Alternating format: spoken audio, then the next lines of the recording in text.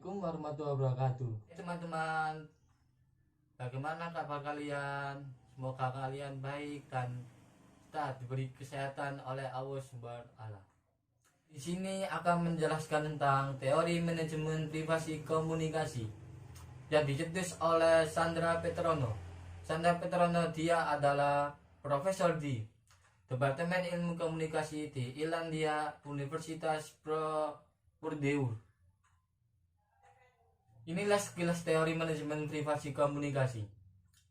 Pembukaan diri dalam hubungan masyarakat membutuhkan pengolahan batasan publik dan privat yang mempunyai masalah sehari-hari. Batasan-batasan ini ada di antara perasaan yang ingin diutarakan oleh seseorang dan perasaan yang ingin disimpan. Pembukaan dan perkembangan hubungan lebih dari sekedar mengutarakan informasi privat kepada orang lain. Dibutuhkan negosiasi dan koordinasi akan batasan. Keputusan mengenai pembukaan harus dimonitoring secara intensif. Nah, apakah itu teori komunikasi? Dilihat dari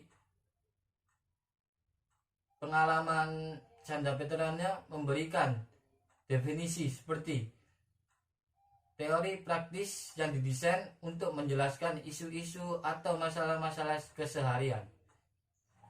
Memutuskan apa yang akan diungkapkan dan apa yang harus dirahasiakan bukanlah keputusan yang dapat langsung diambil, melainkan merupakan tindakan penyeimbang yang berlangsung secara terus-menerus. Baik keterbukaan dan privasi memiliki resiko serta penghargaan situasi yang dihadapi. Sejarah evolusi teori manajemen privasi komunikasi. Petrono dan rekan-rekannya melakukan sebuah penelitian yang menguraikan prinsip-prinsip di mana pada akhirnya akan menjadi bagian dari CBN. Petrono dan Martin 1986. Petrono, Martin dan Titelford 1984. Dalam hal ini, para peneliti tertarik pada bagian orang memutuskan aturan yang membimbing perilaku pengungkapan mereka. Pria dan wanita memiliki kriteria yang berbeda untuk menilai kapan harus terbuka dan kapan harus diam. Kriteria ini menyebabkan aturan untuk pria dan wanita tentang masalah pengungkapan yang berbeda. Batasan perbedaan gender dan konsep pengungkapan ketika aturan diatur sekarang bagian teori CBN. 1991 Petrono mempublikasi upaya penelitiannya serta menyusun semua prinsip-prinsip teori. Karyanya kemudian berbeda dari konseptualisasinya kelak dalam dua cara. Yang pertama, teori memiliki batasan-batasan yang lebih terbatas pada 1991 yang pada saat itu mengacu pada teori mikro karena batasannya terbatas pada manajemen privasi dalam dua pernikahan. Yang kedua, teori makro karena batasan-batasan mencakup berbagai macam hubungan interpersonal termasuk kelompok dan organisasi. Perubahan kedua dalam teori adalah perubahan nama. Pada 1991, Petrono menyebut teori ini sebagai manajemen perbatasan komunikasi.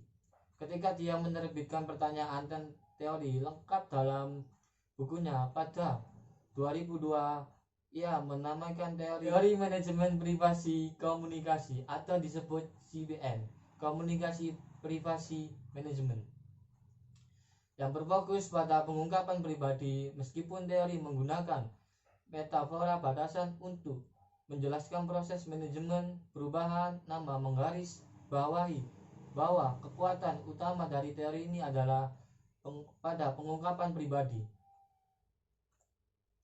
Asumsi. Di dalam asumsi, CPM menganut aspek-aspek peraturan dan sistem meta teori yang membuat ada 3 asumsi mengenai sifat dasar manusia. Yang pertama, manusia adalah pembuat keputusan, baik itu keputusan secara langsung maupun tidak langsung. Yang kedua, manusia adalah pembuat peraturan dan pengikut peraturan.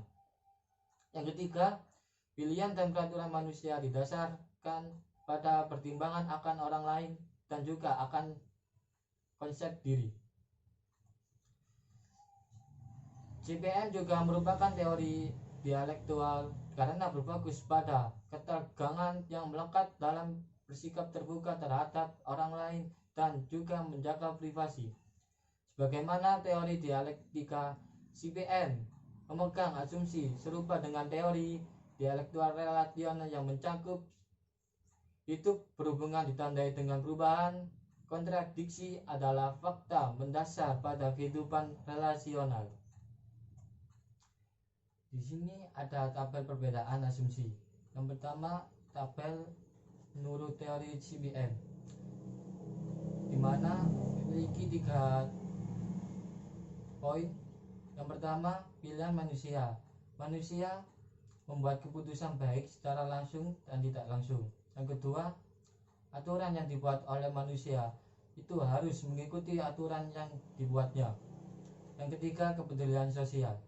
Dan menurut teori dialektika ada 2 poin. Yang pertama, hidup berhubungan yang diatur oleh perubahan, dan kedua, kontradiksi sebagai fakta dasar kehidupan relasional. Istilah CPM berkaitan dengan penjelasan proses negosiasi masyarakat sekitar pengungkapan informasi pribadi. Petronio 2000 berkomentar bahwa orang mendefinisikan informasi pribadi ketika informasi tentang hal-hal yang sangat penting bagi mereka. Proses mengomunikasikan pribadi dalam hubungan dengan orang lain menjadi pengungkapan pribadi. Penekanan yang lebih jauh dari pengungkapan diri menandai perbedaan antara definisi CPM tentang pengungkapan dan penelitian tradisional tentang keterbukaan. CPM memberikan kepercayaan lebih pada substansi pengungkapan atau apa yang dianggap pribadi. CPM meneliti bagaimana orang mengungkapkan melalui sistem berbasis aturan. CPM berfokus pada struktur aturan yang dibuat untuk pengungkapan dan menahan diri. CPM tidak menganggap bahwa pengungkapan hanya tentang diri sendiri. Pengungkapan membentuk proses komunikatif. CPM tidak membatasi proses untuk diri sendiri, tetapi meluaskan untuk merangkul berbagai tingkat pengungkapan termasuk diri dan kelompok.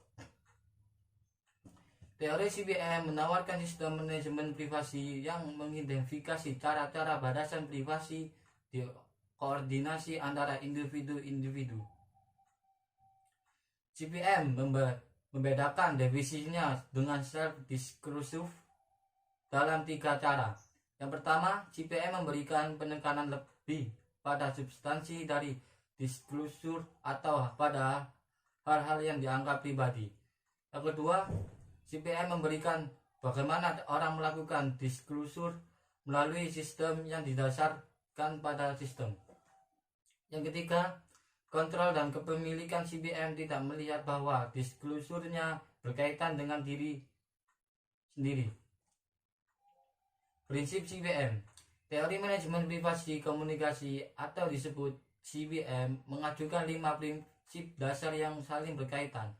Yang pertama, kepemilikan informasi pribadi atau informasi privat. Yang kedua, pengendalian informasi pribadi atau batasan privat. Yang ketiga, aturan informasi pribadi atau kontrol dan kepemilikan.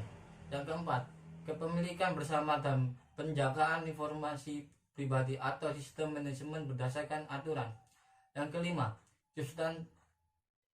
turbulensi batasan informasi privat atau dialektika manajemen. Prinsip CPM yang pertama yaitu prinsip informasi yang berfokus pada isi dari disclosure, memungkinkan untuk menguraikan konsep privasi dan keintiman. Keintiman perasaan atau keadaan mengetahui seseorang secara mendalam dalam cara-cara fisik, psikologi, emosional, dan perilaku karena orang ini penting dalam kehidupan seseorang. Private disclosure berproses bercerita dan merefleksikan isi dari private informasi mengenai orang lain dan kita.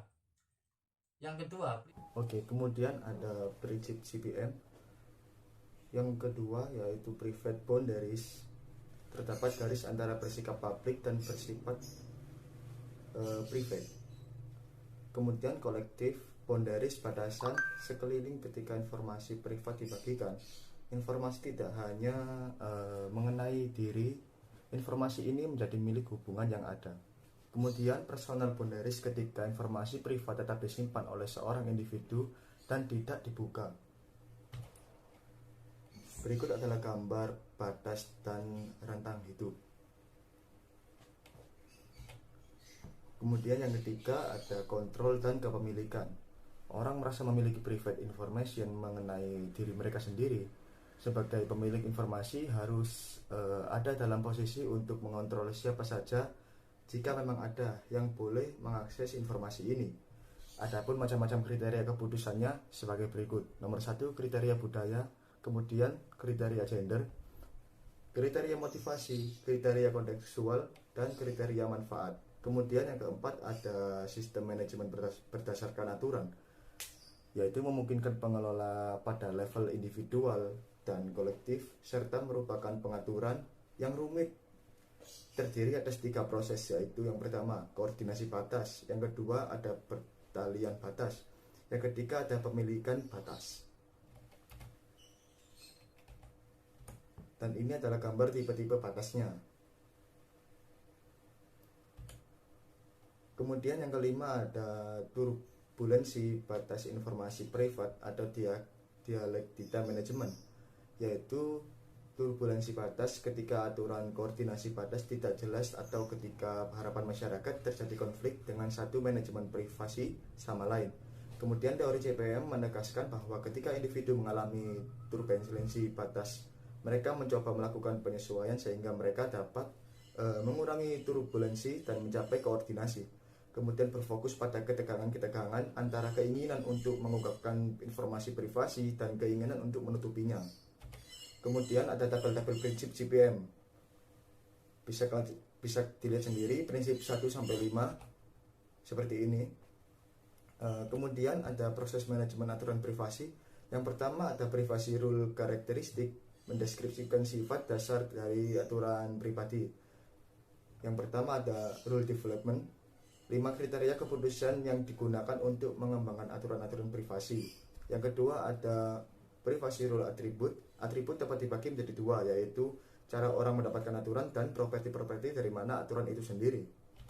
Kemudian yang kedua ada boundary coordination, menggambarkan cara mengatur informasi pribadi yang kita miliki. Yang pertama boundary linkage, merujuk pada hubungan yang membentuk aliansi batasan antara individu. Kemudian boundary ownership, yang merujuk pada hak-hak dan keistimewaan yang diberikan seseorang dari sebuah informasi. Yang ketiga ada batasan privasi dinamis dan dapat ditarik ulang sejalan dengan waktu. Kemudian ada boundary turbulensi ketika muncul ketika aturan-aturan koordinasi batasannya tidak jelas atau ketika harapan orang untuk memanajemen privasi berkonflik antara satu dengan yang lainnya. Ketika individu mengalami turbulensi batasan, mereka akan mencoba untuk membuat penyesuaian sehingga mereka dapat mengurangi turbulensi dan mencapai sebuah koordinasi. Kemudian ada integrasi yang terdiri dari tradisi komunikasi, konteks komunikasi, dan pendekatan untuk mengetahui konsistensi logis, yaitu beberapa kritus setelah mengamati bahwa CPM menggunakan istilah diagnosis secara tidak akurat mengaku menjadi diagnosis ketika sebenarnya didasarkan pada pemikiran dualistis. Salah satu kritis terdapat teori dari Portinoy di tahun 2002 membahas tentang konsistensi logis. Portino berpendapat bahwa CPM itu berfokus pada keseimbangan dalam artian psikologis. Kemudian ada utilitas. Teori manajemen privasi komunikasi menjadikan bahwa utilitas teori ini menawarkan penjelasan untuk memproses halus dalam koordinasi, mengungkapkan dan menyembunyikan yang orang-orang lakukan terus-menerus dalam hubungan mereka dengan orang-orang lain. Seperti itu, BPS dapat memberikan wawasan ketika proses koordinasi menjadi lebih kompleks. Kemudian ada heurism. Teori manajemen komunikasi menunjukkan heurism karena telah dimanfaatkan ketika kerangka dalam berbagai situasi. Yang kedua adalah CPM telah terbukti berguna dalam menyelidiki pertanyaan komunikasi online. Kemudian sifat teori yang heuristik dan mengevaluasinya terdapat kriteria lain yang diperdebatkan untuk menghasilkan CPM ketika kerangka teoritis untuk pertanyaan komunikasi. Yang terakhir ada kritik. Yang pertama, CPM dapat diartikan heuristik. Yang kedua, CPM dianggap tidak konsisten secara logis pada istilah dialektik. Yang ketiga, CPM dapat diuji. Dan yang terakhir, CPM menyajikan banyak kegunaan. Dan seperti itu, sekian dari kelompok kami yang menjelaskan tentang CPM. Jika ada salah kata atau salah-salah dalam penyajian video ini, kita mohon maaf yang sebesar-besarnya.